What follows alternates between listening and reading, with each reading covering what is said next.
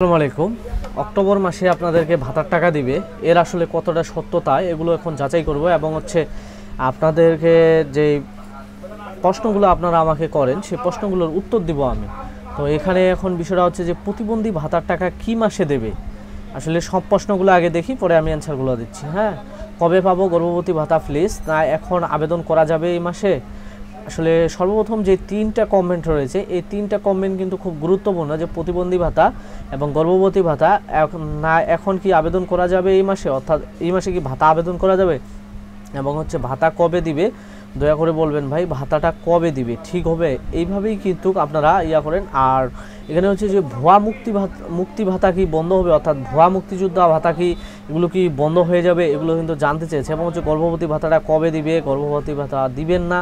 তারপরে ভাই অ্যাপ্লিকেশন কি এখন বন্ধ, অর্থাৎ ভাতা আবেদন কি বন্ধ। তো এরকমভাবে কিন্তু অনেক হাজার হাজার কমেন্ট। আর এখানে বলছে যে ভাই এখন আমি গর্ভ অবস্থায় 2024 সালে কি দেওয়া যাবে, আমি নতুন হয়েছি 10 বছর পর।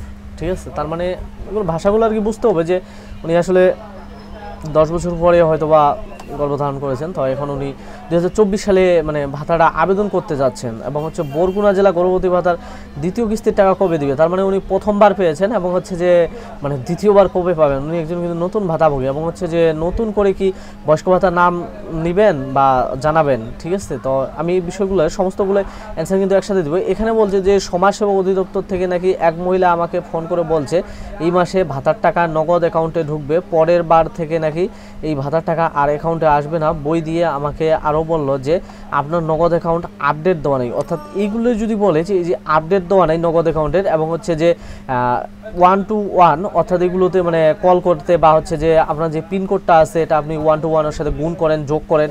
ঠিক আছে, এগুলো যদি বলে আপনাদেরকে, তাহলে আপনারা কিন্তু এই কাজগুলো কখনোই করবেন না। এই বিষয়টা এটা সম্পূর্ণটাই একটা প্রতারকের বিষয়। তারা যে ওত পেতে থাকে ভাতার টাকা আসার আগে।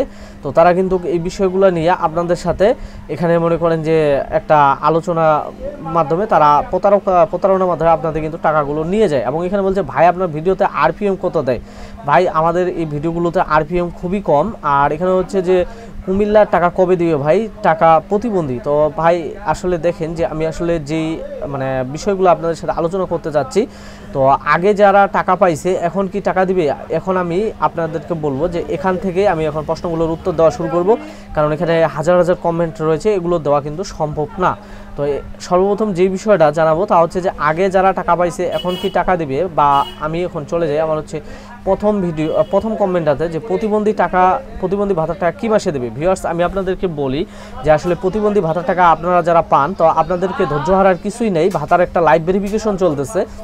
এই লাইভ ভেরিফিকেশনটা শেষ হলে যতজন ভুয়া প্রতিবন্ধী ভাতাভোগী আছে সবাইকে বাদ দেওয়া হবে, ভুয়াগুলা। আর যারা লিগ্যাল প্রতিবন্ধী ভাতা পেয়ে থাকে, আপনারা জানেন যে প্রতিবন্ধীর কিন্তু অনেকগুলো শনাক্তকরণ চিহ্ন রয়েছে। তো এই চিহ্নগুলা এবং তার যে ফোন নাম্বারটার মধ্যে টাকা নেয় এবং যে ব্যক্তি টাকাটা নেয় তার আইডি কার্ড এবং অন্যান্য বিষয়গুলো যদি মিল থাকে, তাহলে তারা ইনশাআল্লাহ টাকাটা কিন্তু পাবে। আর যে কবে পাবো গর্ভবতী ভাতা প্লিজ। তো আমি আপনাদেরকে বলি যে আপনারা যারা আসলে গর্ভবতী ভাতাটা পান, তো গর্ভবতী ভাতা পাওয়ার ক্ষেত্রে এখানে একটা বিষয় ছিল যে আসলে এটা 2022-23 অর্থবছরের একটা বাজেট ছিল, এবং এটি 23 থেকে 24 সালের যেই শেষ বাজেট সে পর্যন্ত কিন্তু চালু ছিল। এবং 2025 সালে এসে আপনাদের যে গর্ভবতী ভাতাটা ছিল এটা কিন্তু আবার নতুন করে আবেদন করার কথা ছিল, এবং আপনারা টাকা পেয়েছেন। তো সেক্ষেত্রে আমি আপনাদেরকে বলি যে আসলে গর্ভবতী ভাতার টাকা আশা করি যে হয়তো বা মনে করেন যে গর্ভবতী ভাতাটাও যেহেতু মনে করেন যে বর্তমান সরকার খুব কঠিন অবস্থায় রয়েছে, তো ওনারা হয়তো গর্ভবতী ভাতাটাও একটা লাইভ ভেরিফিকেশন দিতে পারে।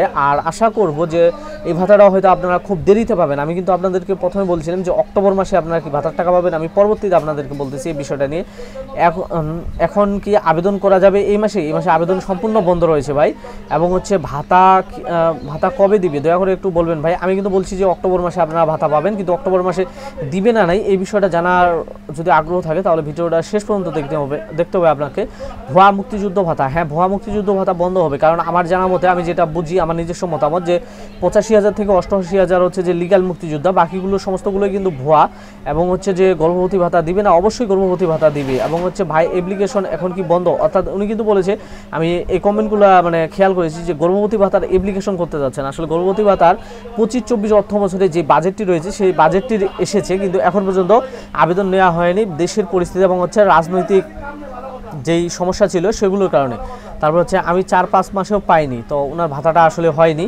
তো শুনছি নাকি অক্টোবরে দিব। তো অক্টোবরের কথা এখানে যেহেতু ভাই যেহেতু বলছে, আমি আপনাদেরকে বলি যে এবার কিন্তু আর মনে করেন যে লাইভ ভেরিফিকেশনটা শেষ না হওয়া পর্যন্ত কিন্তু আপনাদেরকে ভাতার টাকা দেওয়া হবে না। এখন অনেকজনই হচ্ছে যে অন্ধকারে তীর মারতেছে, অনেকজন অন্ধকারে তীর মারতেছে বলতে অনেক ইউটিউবার কিন্তু অন্ধকারে তীর মারতেছে যে আসলে সামনে হচ্ছে যে অক্টোবর মাসের, মানে এখানে একটা ব্রেন খাটাইছে, তা হচ্ছে যে সামনে হচ্ছে অক্টোবর মাসে আপনাদের হচ্ছে কিন্তু হিন্দু ধর্মের দুর্গাপূজা রয়েছে। তো যেহেতু দুর্গাপূজা রয়েছে সেহেতু হয়তো বা ভাতার টাকা দিতে পারে। তো ভিউয়ার্স, আমি আপনাদেরকে বলি যে আমি আপনাদেরকে জাস্ট শুধু একটা বিষয় দেখাবো এখানে সার্চ করে। তো আমি ভাতাতে ঢুকলাম, তো এখানে কিন্তু লগ ইন করে ঢুকতে হয়। আমি এখন লগ ইন করবো না, আমি আপনাদেরকে শুধু জাস্ট এই নোটিশ বোর্ডটা দেখাবো যে এখানে নোটিশ বোর্ডে লেখা রয়েছে যে 2023-24 অর্থ বছরের চতুর্থ কিস্তি পেরোল সংক্রান্ত পত্র আইডি ও পাসওয়ার্ড যথাযথ ব্যবহার সংক্রান্ত অফিস আদেশ।